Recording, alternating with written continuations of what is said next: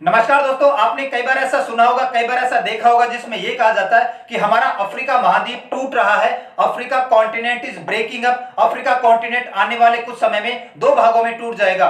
ये जो इमेज आप मेरे पीछे देख रहे हैं, ये अफ्रीका महाद्वीप है और इससे यह पता चलता है कि अफ्रीका महाद्वीप टूट जाएगा और आने वाले कुछ वर्षों में अफ्रीका महाद्वीप दो भागों में टूट जाएगा और इससे एक नए महासागर का, एक नए ओशियन का निर्माण भी होगा। वर्तमान में हम सब लोग जानते हैं कि भाई 7 बड़े महाद्वीप है, 7 कॉन्टिनेंट है, जिसमें नॉर्थ अमेरिका है, साउथ अमेरिका है, यूरोप, एशिया, अफ्रीका, इसके अलावा आपका ऑस्ट्रेलिया और अंटार्कटिका। ये 7 तो बड़े महाद्वीप है, कॉन्टिनेंट है और 5 बड़े महासागर है। प्रशांत महासागर है, अटलांटिक महासागर है, हिंद महासागर है, आर्कटिक और अटलांटिक महासागर है। तो आने वाले समय में हमें एक और कॉन्टिनेंट देखने को मिलेगा। आने वाले समय में जब नया कॉन्टिनेंट बनेगा तो एक महासागर देखने को मिलेगा। तो हम आज यही समझेंगे कि अफ्रीका क्यों टूट रहा है, किस वजह से टूट रहा है, कितना समय इसको लगेगा और कौन कौन से देश इससे अलग होंगे और इसका भारत पर क्या प्रभाव पड़ेगा। आप सभी को पता है कि पहले आज से 5 करोड़ साल पहले अफ्रीका से एक टुकड़ा टूट कर आया था और ये इधर ज्वाइंट हो गया, भारत जैसा देश बन गया और हिमालय जैसा बड़ा एक पर्वत खड़ा हो गया। तो क्या इस बार भी ऐसा होगा, जब यहां से एक टुकड़ा टूट के आएगा, क्या ये भारत की तरफ आएगा, क्या एक नया हिमालय भारत की तरफ निर्माण होगा, इस बात को हम समझेंगे। तो आज हम थोड़ा डिटेल में इस पर चर्चा करेंगे। आज आपको अच्छी खासी वर्ल्ड ज्योग्राफी सीखने को मिलेगी और वो भी specially internal structure of earth, Bharat की आंतरिक संरचना आज आपको पूरी समझ में आ जाएगी। आज हम समझेंगे कि रिफ्टिंग क्या होती है, दरार किसे कहते हैं। आज हम समझेंगे कि रिफ्ट वैली, दरार घाटी या भ्रंश घाटी क्या होती है और आज हम ये समझेंगे कि ये टेक्टोनिक प्लेट क्या होती है, टेक्टोनिक प्लेट थ्योरी क्या होती है। तो सबसे पहले हम ये समझते हैं कि क्यों टूट रहा है, ब्रेकिंग अप क्यों हो रहा है, क्या कारण है इसका, धरती का हमारा आंतरिक संरचना इसके लिए जिम्मेदार है। उसके बाद हम समझेंगे कि कहां से टूट रहा है, कौन कौन से देश इससे प्रभावित होंगे और आगे आने वाली संभावनाओं को हम देखेंगे। सबसे पहले हम ये समझते हैं रिफ्टिंग क्या होती है, दरार क्या होती है। रिफ्टिंग या दरार का मतलब होता है कि जो टेक्टोनिक प्लेट होती है, जब ये 2 या 2 से ज्यादा भागों में टूट जाती है, ब्रेक हो जाती है, हम इसको कहते हैं दरार। तो रिफ्टिंग, दरार या भ्रंश का मतलब होता है कि जब एक टेक्टोनिक प्लेट 2 या 2 से ज्यादा हिस्सों में टूट जाती है, ब्रेक हो जाती है, उसे भ्रंश, दरार या रिफ्टिंग कह दिया जाता है। आप सभी को पता है कि हमारी जो पृथ्वी है, उस पृथ्वी पर 7 तो बड़ी टेक्टोनिक प्लेट है और 8 छोटी टेक्टोनिक प्लेट है। 7 बड़ी टेक्टोनिक प्लेट है और 8 छोटी टेक्टोनिक प्लेट है। टेक्टोनिक प्लेट का मतलब होता है कि ये परत है पृथ्वी की आंतरिक संरचना में, इनको हमने बांट रखा है। जैसे 7 बड़ी प्लेट टेक्टोनिक या टेक्टोनिक प्लेट कौन कौन सी है, नॉर्थ अमेरिका 1 नंबर, 2 नंबर पे साउथ अमेरिका, 3 नंबर पे अफ्रीका, 4 नंबर पे यूरेशिया, 5 नंबर पे ऑस्ट्रेलिया, 6 नंबर पे अंटार्कटिका और 7 नंबर पे प्रशांत महासागर प्लेट। तो ये 7 बड़ी टेक्टोनिक प्लेट है हमारी पृथ्वी के ऊपर। एक तो north American tectonic plate, south American tectonic plate, African tectonic plate, Eurasian, Europe और एशिया की tectonic plate, Australian tectonic plate, Antarctica tectonic plate और पैसिफिक ओशियन टेक्टोनिक प्लेट। 7 तो बड़ी टेक्टोनिक प्लेट है, 7 बड़े भागों में हमने पृथ्वी को बांट रखा है और 8 छोटी टेक्टोनिक प्लेट है। 8 छोटी टेक्टोनिक प्लेट कौन सी है, अगर आप ऑब्जर्व कर पा रहे तो ये कैरिबियन है, ये कोकास है, ये नाजो है और ये स्कोडिया है। 4 तो ये हो गई है। इसके अलावा 5 अरेबियन है, 6ठी इंडियन है, 7वीं सोमाली है और 8वीं फिलीपींस है। ये 8 छोटी टेक्टोनिक प्लेट है। 1 2 3 4 5 6 7 और 8, तो 7 बड़ी टेक्टोनिक प्लेट है, 8 छोटी टेक्टोनिक प्लेट है। इन टेक्टोनिक प्लेट का 2 या 2 से ज्यादा भागों में टूटना। अब अगर ये ब्रेक होने लग जाए, टूटने लग जाए, ये यहां से टूट जाए, ये यहां से टूट जाए, इसी को हम कहते हैं रिफ्टिंग, भ्रंश या दरार। अब ये टूटते क्यों है, हमारी पृथ्वी का संरचना या स्ट्रक्चर आखिर है कैसा।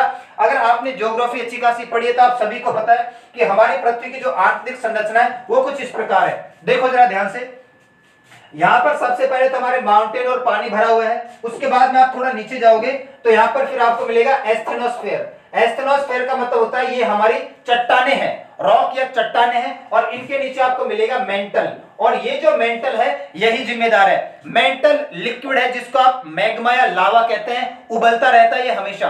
तो ये मेंटल है और मेंटल के नीचे आपको कोर मिल जाएगी। तो नीचे ये कोर है, उसके ऊपर मेंटल है, उसके ऊपर हमारी रॉक या चट्टाने रखी हुई है। तो ये मेंटल ही इसके लिए जिम्मेदार है। मेंटल हमेशा उबलता रहता है। इस मेंटल के अंदर, ये जो मेंटल है, इस मेंटल के अंदर लिक्विड, इसके अंदर यूरेनियम पाया जाता है या जो रेडियो एक्टिव एलिमेंट होते हैं वो बहुत ज्यादा मात्रा में पाए जाते हैं। तो इसकी प्रकृति कैसी है, थोड़ी ज्वलनशील है, इसका टेम्परेचर हमेशा रहता है। अब आप यहाँ पर ऑब्जर्व करो एक और चीज, नीचे तो कोर है, ये तो बिल्कुल गर्म एरिया है, और ऊपर आपको ये नीला जो दिखाई दे रहा है ये पानी का एरिया है। तो ऊपर का एरिया कोल्ड है, नीचे का एरिया गर्म है। तो यहां ऊपर वाली धाराएं कैसी हो जाती है, ठंडी रहती है, और नीचे वाली धाराएं कैसी रहती है, गर्म रहती है। तो एक तरफ ठंडी धाराएं, एक तरफ गर्म धाराएं, तो फिर ये बहने लगती है एक तरफ से दूसरे की तरफ। ठंडी धाराओं की तरफ गर्म धाराएं और गर्म धाराओं की तरफ ठंडी धाराएं जाने लगती है, और इससे करंट का निर्माण होता है जिसको कहते हैं कन्वेंशनल करंट। तो ऊपर वाली जो धाराएं होती है मेंटल में, ऊपर वाला जो एरिया होता है वो पानी होने की वजह से, हमारे ओशियन या महासागर होने की वजह से ये कोल्ड रहती है ऊपर की जगह, और नीचे हमारी कोर है, बिल्कुल तापमान गोला है ये नीचे से गर्म होती है। तो ठंडी और गर्म होने की वजह से ये बहती रहती है, और यहाँ पर कन्वेंशनल करंट का निर्माण हो जाता है। और जब एक कन्वेंशनल करंट इस मेंटल में छोटी छोटी धाराएं बहती रहती है, ये उबलता रहता है, राबड़ी की तरह खपदड़ता रहता है, तो फिर ऊपर की ये जो प्लेट हमारी ऊपर रखी हुई है ये फिर इधर उधर खिसकती है, इधर उधर ये मूव करती है, और ये 3 प्रकार से गति करती है, 3 प्रकार से इनका मूवमेंट होता है। पहला मूवमेंट या तो एक दूसरे से दूर जा सकती है, एक दूसरे से अपार्ट हो सकती है, इसको कहते हैं डाइवर्जेंट प्लेट बाउंड्री। डाइवर्जेंट का मतलब एक दूसरे से दूर जाना। अगर ये वाली करंट इधर जा रही है, ये वाली करंट इधर जा रही है, तो फिर ये ऊपर वाली प्लेट दूर दूर जाएगी। दूसरा होता है कन्वर्जेंट, ये एक दूसरे की तरफ भी आ सकती है, ये प्लेट इस तरफ आ सकती है, इसके अंदर घुस सकती है, ये इस तरफ आ सकती है। तो दूसरा होता है कन्वर्जेंट, एक दूसरे की तरफ भी आ सकती है। और तीसरा होता है ट्रांसफॉर्म प्लेट बाउंड्री, ये एक दूसरे के पैरेलल गति करती है। जैसे ये है, ये ऐसे और ऐसे भी मूव सकती है। तो 3 प्रकार से गति करती है। किसकी वजह से, कन्वेंशनल करंट की वजह से। ये जो मेंटल है ये द्रवित पदार्थ है, हमेशा उबलता रहता है, हमेशा टेम्परेचर रहता है, कोल्ड और ठंडा होने की वजह से यहाँ पर कन्वेंशनल करंट बहती है। और इसके ऊपर जो हमारी रोक या चट्टाने रखी है, ये जो हमारा भूमि का खंड रखा हुआ है, ये फिर खिसकता रहता है, और ये 3 प्रकार से खिसकता है। एक तो दोनों एक दूसरे से दूर जा सकती है, दोनों एक दूसरे के नजदीक आ सकती है, या दोनों बिल्कुल पैरेलल गति कर सकती है, ट्रांसफॉर्म मूवमेंट हो सकता है। तो इस प्रकार से खिसकती है। तो जब ये खिसकती है ना, तभी ये जो आपकी प्लेटें है ना, ये टूटती है और रिफ्टिंग होती है। तो रिफ्टिंग का मतलब होता है जब टेक्टोनिक प्लेट 2 या 2 से ज्यादा भागों में टूट जाए, और टूट क्यों जाए वो कारण मैंने आपको बता दिया। टूटती क्यों है, ये 3 प्रकार से आपस में गति करती है, इसलिए टूट जाती है। ठीक है, यहां पर देखो, ये वाली प्लेट इधर जा रही है, ये इधर जा रही है, ये तो हो रहा है डाइवर्जेंट, ये इधर जा रही है, ये इधर जा रही है, ये हो रहा है कन्वर्जेंट, एक दूसरे के नजदीक आ रही है, और ये दोनों ट्रांसफर ऐसे मूव कर रही है ना। और जब रिफ्टिंग होती है, तो रिफ्टिंग होने की वजह से फिर रिफ्ट वैली का निर्माण होता है, भ्रंश घाटियों का निर्माण होता है। दरार घाटी, भ्रंश घाटी या रिफ्ट वैली बोला जाता है। रिफ्ट वैली का मतलब होता है कि इधर और इधर अगर दोनों तरफ मोमेंट हो गया है, दोनों तरफ चट्टानें खड़ी हो गई है, तो ये जो बीच का भाग खाली हो गया ना, इसी को आप कह देते हैं रिफ्ट वैली। ये दूसरी सिंपल भाषा में आपको बताऊं तो जब भूमि का बीच का खंड खिसक कर नीचे बैठ जाता है, ये वाली गति आप देखो जरा, ये वाली अगर आप गति देखोगे तो जब ये अंदर घुसे, तो ये वाला पार्ट अगर यहां से बीच में से बैठ जाए, या ये वाला पार्ट बीच में से नीचे बैठ जाए, इसी का नाम पड़ जाता है भ्रंश घाटी। तो भ्रंश घाटी का मतलब होता है कि जब 2 दरार हो, 2 रिफ्टिंग हो, और 2 रिफ्टिंग के बीच का जो हिस्सा है वो जब थोड़ा सा नीचे बैठ जाता है, तो घाटी नुमा बन जाता है, वो है ना, वो वैली नुमा बन जाता है। जैसे आपने भारत में देखा होगा, भारत के अंदर ये अपना विंध्याचल और सतपुड़ा है, 2 रेंज है। ये विंध्याचल भी दरार की वजह से, रिफ्टिंग की वजह से बना है। रिफ्टिंग जब होती है, दरार जब चलती है ना, तो नीचे से मैग्मा या लावा बाहर निकल जाता है, और जब ये ठंडा हो जाता है तो पर्वत का निर्माण हो जाता है। तो अपने जो विंध्याचल और सतपुड़ा पर्वत बने, ये विंध्याचल श्रेणी, ये सतपुड़ा श्रेणी, इनका निर्माण भी कैसे हुआ है, इनका निर्माण भी प्लेट टेक्टोनिज्म थ्योरी की वजह से हुआ है। जब ये प्लेटें खिसकी है तो इसकी वजह से मैग्मा बाहर आया है, और जब ये ठंडा हो गया तो 2 बड़ी पर्वत बन गए, विंध्याचल और सतपुड़ा। तो विंध्याचल इधर, सतपुड़ा इधर। जब 2 बड़ी दरारें होती है, और ये दरारों की वजह से जब यहाँ पर मैग्मा बाहर आके ठंडा हो जाता है, तो ये तो बड़े बड़े माउंटेन बन जाते हैं, और बीच का ये वाला जो एरिया है ये घाटी नुमा बन जाता है। तो आपने कई बार सुना होगा नर्मदा और ताप्ती नदी, भारत की नर्मदा नदी और ताप्ती नदी ये भ्रंश घाटियों से होकर गुजरती है। तो रिफ्टिंग होने की वजह से जब 2 पैरेलल दरारें हो जाती है, 2 पैरेलल दरार होने की वजह से मैग्मा बाहर आ जाता है, बड़े बड़े पर्वत श्रृंखलाओं का निर्माण हो जाता है, और इसके बीच में जो जमीन का एरिया है वो थोड़ा सा नीचा रह जाता है, उसी का नाम पड़ जाता है भ्रंश घाटी पड़ जाता है।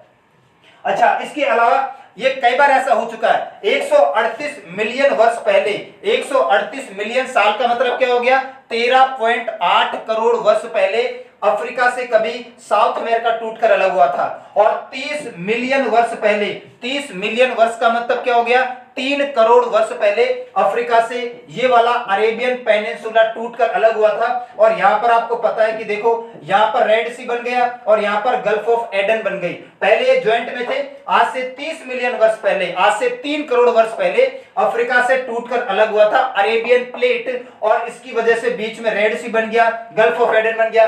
जब ये इससे टूटकर अलग हुआ तो साउथ अटलांटिक महासागर का निर्माण हुआ। तो जब प्लेट टूटती है ना, तो एक नए महासागर का निर्माण होता है। जब बीच में से एरिया खाली हो जाता है तो वहां पर पानी भर जाता है। अच्छा, अब आपको यह समझना होगा कि अभी 2018 में हमें यह पता चला है कि ये वाला जो ईस्ट अफ्रीकन रिफ्ट है, ईस्ट अफ्रीकन रिफ्ट इसे कहते हैं, ईस्ट अफ्रीकन रिफ्ट में 56 किलोमीटर की दरार पड़ गई है। ये वाला जो इथोपिया नाम का देश है, 2005 में यहां पर दरार देखने को मिली। ये वाला जो केन्या नाम का देश है, 2018 में यहां पर दरार देखने को मिली। तो इथोपिया में 2005 में बड़ी दरार देखने को मिली, केन्या में 2018 में लगभग 4 से 5 फीट चौड़ी दरार देखने को मिली। और ये वाला जो आपका ईस्ट अफ्रीकन रिफ्ट कहते हैं, इसमें हमें 56 किलोमीटर लंबी दरार देखने को मिली है। तो ये जो ईस्ट अफ्रीकन रिफ्ट है, इसको थोड़ा डिटेल में समझ लेते हैं। ये ईस्ट अफ्रीकन रिफ्ट क्या होती है, बस यही इसके लिए जिम्मेदार है। ईस्ट अफ्रीकन रिफ्ट क्या होती है, ईस्ट अफ्रीकन रिफ्ट, ईस्ट का मतलब पूर्व दिशा, अफ्रीका कॉन्टिनेंट आप जानते हैं, अफ्रीका के पूर्व का भाग है, ईस्ट हो गया, अफ्रीका कॉन्टिनेंट है। और रिफ्ट का मतलब होता है दरार। अफ्रीका महाद्वीप में पूरब की तरफ एक दरार है, उसी को कहते हैं ईस्ट अफ्रीकन रिफ्ट। और ये शुरू होती है गल्फ ऑफ एडन से लेकर, यहां से होती है मोजाम्बिक नाम के देश तक जाती है। गल्फ ऑफ एडन ये रही और ये मोजाम्बिक नाम का देश है। ये वाली जो आपको दरार दिख रही है, इसी को कहते हैं ईस्ट अफ्रीकन रिफ्ट। रिफ्ट का मतलब दरार, अफ्रीका महाद्वीप में और कौन से भाग में, पूर्वी भाग में। यहां पर आपको क्लियर पिक्चर हो रही होगी, गल्फ ऑफ एडन यहां से स्टार्ट हो जाती है और ये वाली जो दरार है ना, इसी का नाम है ईस्ट अफ्रीकन रिफ्ट। और ये लगभग 3000 किलोमीटर लंबी है भाई। ये ईस्ट अफ्रीकन रिफ्ट 3000 किलोमीटर लंबी है। ये वाली जो दरार है, यही है ईस्ट अफ्रीकन रिफ्ट, ये वाली दरार। और ईस्ट अफ्रीकन रिफ्ट की वजह से आपको पता है कि 2 प्लेटें अलग अलग होती है। एक तो ये वाली, इस प्लेट का नाम आपको पता है, इस प्लेट का नाम क्या है, ये है न्यूबाइन प्लेट, न्यूबियन। एक तो बनती है न्यूबियन प्लेट, और इधर वाला ये जो हिस्सा है, इसको हम कहते हैं सोमाली प्लेट, कि सोमालिया नाम का देश है। तो ये जो ईस्ट अफ्रीकन रिफ्ट है, ये पूर्वी अफ्रीका की जो दरार है, ये अफ्रीका महाद्वीप की 2 प्लेट बनाती है। एक प्लेट का नाम है न्यूबियन प्लेट, एक प्लेट का नाम है सोमाली प्लेट। ये वाली जो प्लेट है, ये सोमाली प्लेट है, और ये वाली जो प्लेट है, ये न्यूबाइन प्लेट है ना। और ये वाली जो ईस्ट अफ्रीकन रिफ्ट है, ये हर साल 7 mm खिसक रही है। हर साल इस दरार में 7 mm का इंक्रीमेंट देखने को मिल रहा है, 7 मिलीमीटर ये चौड़ी हो रही है। और स्लोली ये जो अफ्रीका कॉन्टिनेंट है, इसको 2 भागों में ये बांट देगी, ये इधर हो जाएगा और ये इधर हो जाएगा। अब इसमें कितना समय लगेगा ये हम कह तो नहीं सकते हैं, लेकिन अब हमें यह समझना पड़ेगा कि इसमें मिलियंस ऑफ वर्ष लगेंगे। इस टुकड़े को टूटकर अलग होने में मिलियंस ऑफ वर्ष लगेंगे, करोड़ों साल लगेंगे। और ओशियन बनने में भी काफी टाइम लगेगा, 5 से 10 करोड़ साल लग सकते हैं, 50 to 100 मिलियन ईयर्स लग सकते हैं। और अब ये जब अलग होगा, यहां पर इस एरिया को अगर आप देखोगे तो यहां पर वो दरार आपको दिख रही थी, ये दरार चलेगी यहां पर। तो कौन कौन से देश यहां से अलग हो जाएंगे, देखो यहां पर एक देश आपको मिल रहा है, सोमालिया अलग हो जाएगा, यहां पर इथोपिया अलग हो जाएगा, केन्या अलग हो जाएगा, तंजानिया अलग हो जाएगा, और मोजाम्बिक का कुछ भाग अलग हो जाएगा। तो 5 देश से सेपरेट हो जाएंगे, अलग हो जाएंगे। कौन कौन से, सोमालिया, इथोपिया, केन्या, तंजानिया और मोजाम्बिक। और 2 देशों को क्या मिल जाएगी, यहां पर कोस्ट लाइन मिल जाएगी। देखो यहां पर 2 लैंडलॉक कंट्री आपको दिखाई दे रहे होंगे। लैंडलॉक कंट्री का मतलब आप खूब जानते हैं, लैंडलॉक कंट्री का मतलब होता है कि जिनकी सागर या महासागर से बाउंड्री नहीं मिलती, जो बिल्कुल जमीन से घिरे हुए देश है। देखो यहां पर एक तो युगांडा नाम का देश है और यहां पर एक जाम्बिया नाम का देश है।